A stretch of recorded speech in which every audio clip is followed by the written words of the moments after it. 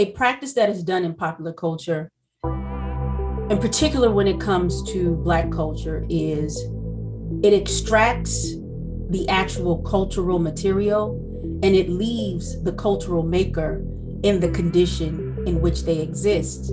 The interesting thing to me about hip hop, trap, dancehall, bounce is the ways in which they're most popular in American music and most popular outside of the US as well.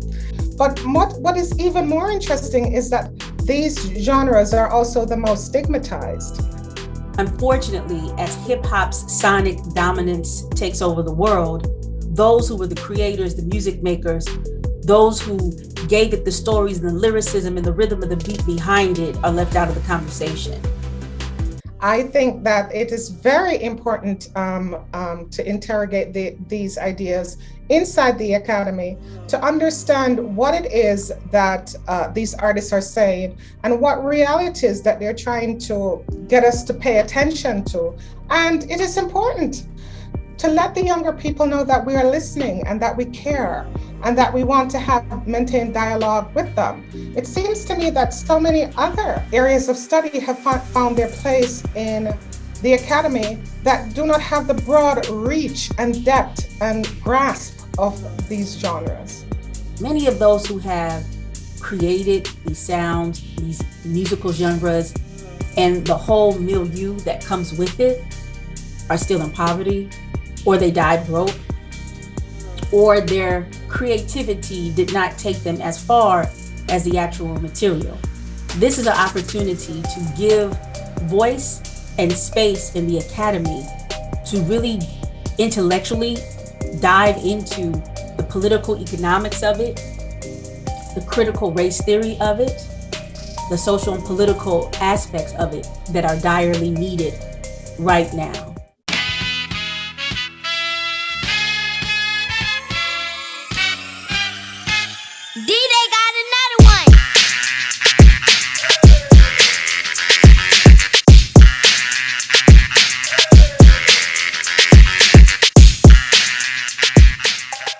Welcome to the Party is a class that in which we will look at the genres that are most popular in American music and most popular outside of the US as well. And the interesting thing about it is that these genres are also the most stigmatized.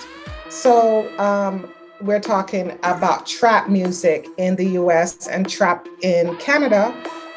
We're talking about dancehall music and we're talking about bounce music. So I came up with the idea, not of my own, but in a conversation with Dr. Kaia Shivers. And we were both, talking about the place of trap and these different genres of music, hip hop in general.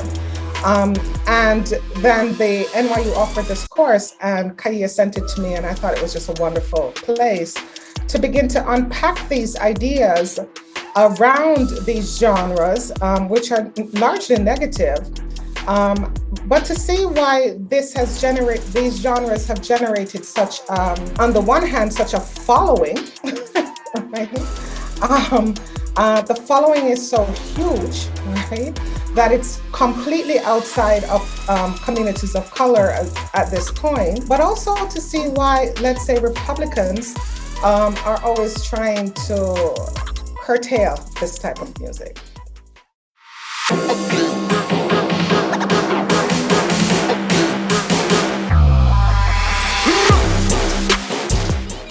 Music has always been connected to Black people. It is the soundtrack of our lives. And so it is often used in times of activism, in times of war, in times of celebration, times of sadness. And so hip hop is no different. Trap music, which is right now the current dominant sound, is such an interesting subgenre of hip hop because a lot of the political, cultural, and economic overlappings tied to it. It's coming out of Atlanta. Atlanta has a history during segregation in which white folks created a city that maintained these very strict racial lines. So they create highways and streets that blocked off or cut off Black folk from access to white folks. So there are a lot of dead ends in Atlanta, theoretically traps. After the civil rights era, after the Black Power era, there was a shift in power dynamics to this form of neoliberalism. And so it transferred the power, or the idea of who has the power, the gatekeepers, from this political class that you had in the civil rights movement and those civil rights leaders and those activists, as well as those of the Black Power movement, to those who dictate the power are the culture class. So Atlanta becomes this really interesting hub, what I would call redux of the Black Mecca. The first one is Harlem and New York. The second one becomes this Black Mecca in the South. And there is this idea or saying that says anything outside of Atlanta is the South, which then makes Atlanta the trap again, because it is encircled, it is enclosed. It is the only place where Black people feel that they can enfranchise, empower themselves. The gap between the Black folk who are considered the elite becomes wider with the masses of Black people living in Atlanta. So by the time trap music emerges in the late 90s, early 2000s, crack cocaine and the drug economy and the drug culture has eviscerated the city. You also have mass incarceration, poverty levels amongst Black folks rises in the city, and there's such a gap between the have and the have-nots, and other social, cultural, and political ills that are taking place. So trap emerges at this time where Black folk in the trap, in these dead-end streets, in these pockets of the city, who were long forgotten, are now attempting to reposition themselves in the economy, in globalization. If we look at the cars in these videos, if we look at the expensive clothes that these artists are wearing, if we look at the jewelry that they're wearing, right? All of these is meant to signify a kind of ability to pay for this class distinction that is oftentimes not available to these artists, right?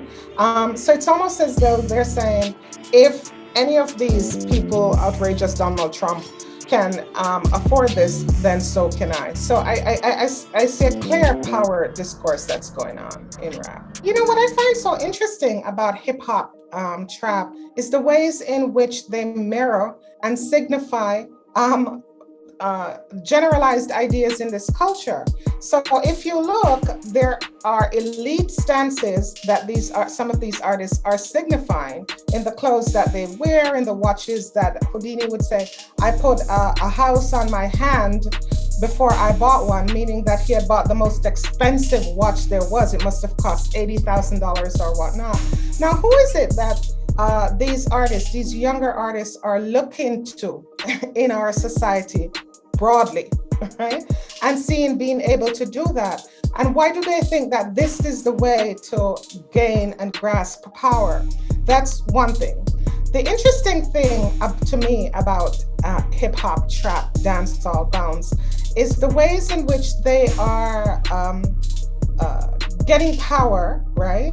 And the ways in which they are getting a revenue from talking about their realities, right? The lives that they live. And sometimes they're really sad, tragic stories in there. But what is even more interesting is that the ways these stories that someone could say, oh my God, what a hard life, have become so desirable. Real and proper, start the helicopter.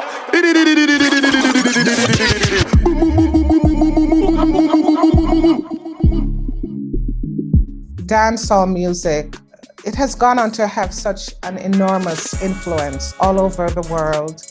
And perhaps the dancehall artist Spice is correct when she says that so much of what is created in Jamaica does not go on to be recognized as Jamaican.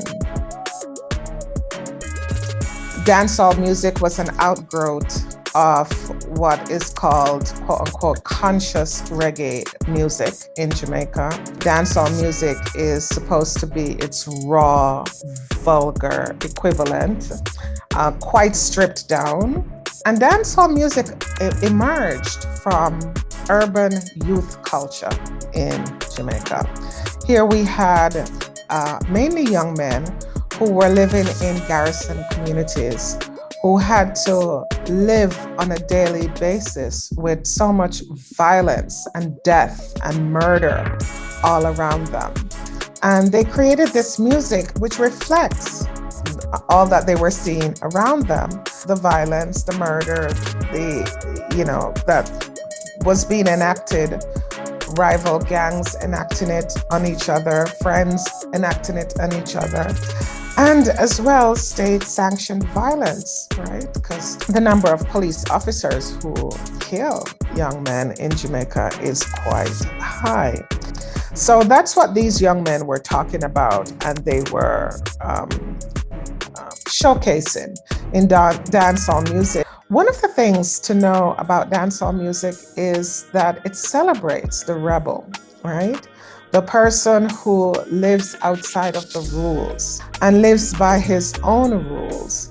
And in that regard, I think within the music, what we see is the ways in which largely powerless people are trying to assert power and agency in a place where they have so little power and agency.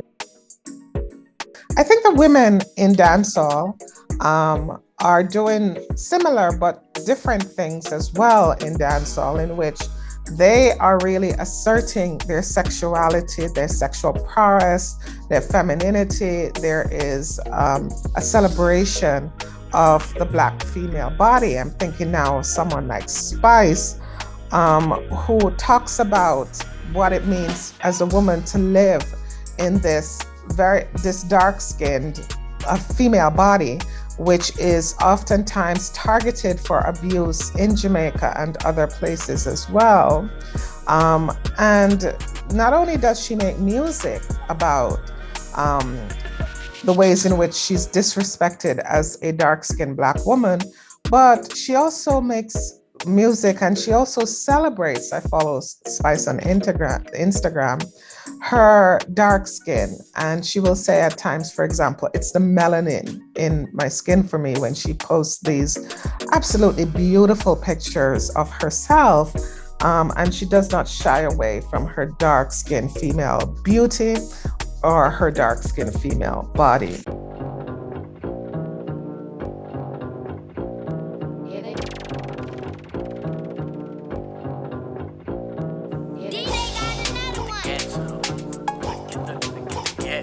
Bounce music is very interesting because it represents the presence of New Orleans cultural dynamics or tenets presenting itself in hip hop.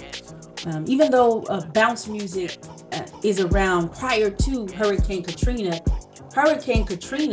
actually is very pivotal in bounce music migrating the way that it did. When New Orleanians had to leave and relocate to parts all over the country, they brought their culture.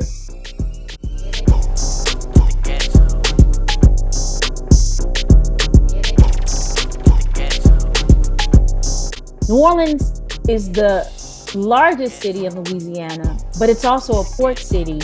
And for a very long time, it was a major global hub. And so New Orleans represents this really interesting mixture of African, indigenous, Caribbean, West African, and it creates this very distinctive American identity. Bounce is the response of New Orleans in hip hop, and using this very particular sound that kind of sounds like, in my opinion, a little bit of dance hall, a little bit of hip hop, a little bit of bass music out of Miami, a lot of call and response, a lot of repetition. This is very African. As well, situating specific dances and movements into the sonic culture of bounce music, which is twerking.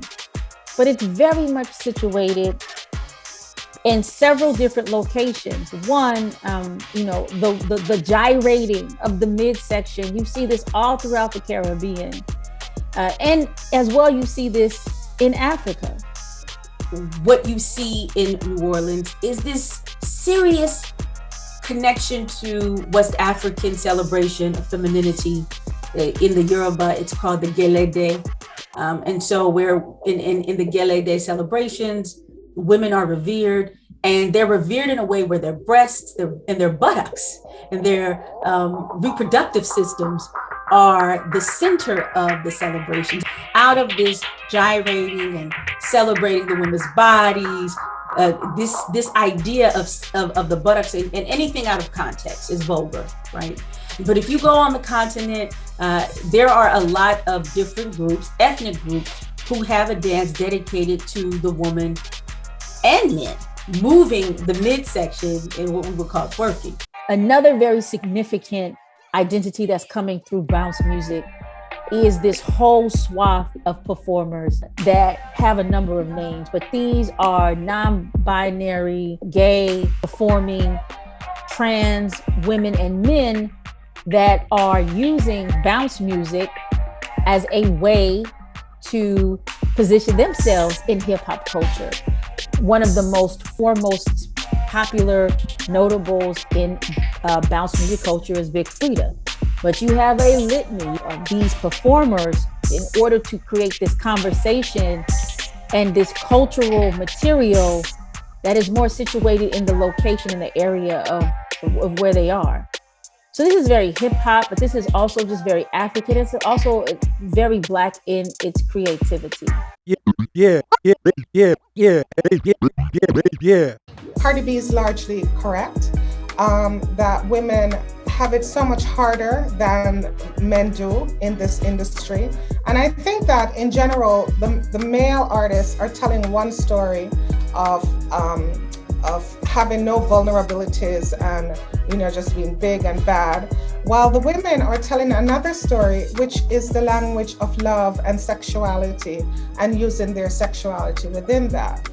But what I find so fascinating as well is that these stories, the placement of women in hip hop and rap, mirror larger discourses that we could have about gender in our society, and the place of women in just about any industry, which is often inferior to that of men. If you look at an artist like Megan Thee Stallion, and the ways in which Megan Thee Stallion and Spice in Jamaica is celebrating the Black female body, I don't see anybody else doing this kind of work, right? Of claiming their sexuality and celebrating their sexuality and celebrating it in a body that is not the stereotypical body of beauty.